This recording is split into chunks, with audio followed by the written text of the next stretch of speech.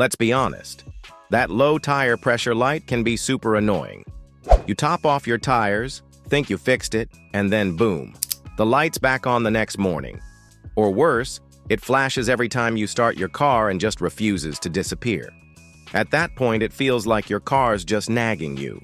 But instead of ignoring it, like many people do, let us take a second to understand what's really going on, why the light turns on, and what you can actually do to get rid of it for good.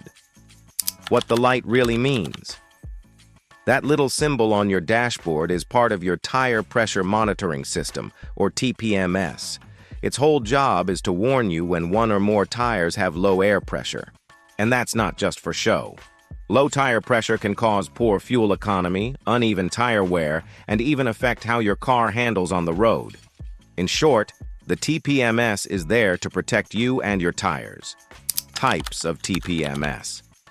There are two main types of TPMS systems, direct and indirect. A direct TPMS has actual pressure sensors inside each wheel. These sensors measure the exact PSI in real time and send that info to your car's computer. It's more accurate and gives you precise readings. An indirect TPMS, on the other hand, doesn't use pressure sensors. It relies on your car's ABS wheel speed sensors. When a tire loses air, it becomes slightly smaller and spins faster than the others. The computer detects this difference and turns the warning light on. How to fix the light. If your light's on, the first thing you should do is check the air pressure in all 4 tires. If one or more are low, fill them up to the recommended PSI. You'll find that number on the door jamb sticker or in the owner's manual. After filling them, drive for about 15-20 minutes, and in most cars, the light will automatically reset. If it doesn't, look for a TPMS reset button under your steering wheel or check your car's settings menu. Many vehicles let you reset it from there. When the light keeps flashing.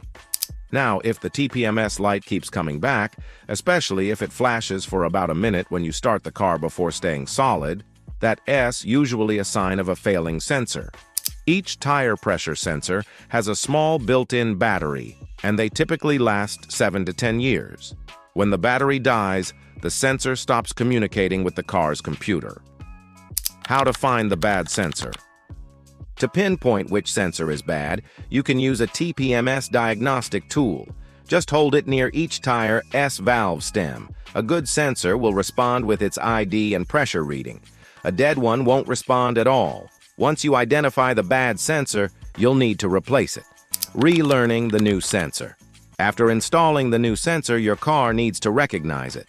Some vehicles automatically relearn new sensor IDs just by driving a few miles, while others require a TPMS or scan tool to program the new ID into the system. And that's it. Now you know exactly how the TPMS works, what those annoying lights mean, and how to reset or replace a bad sensor. If you found this helpful, don't forget to like, subscribe, and hit the bell so you don't miss more simple car fixes like this one.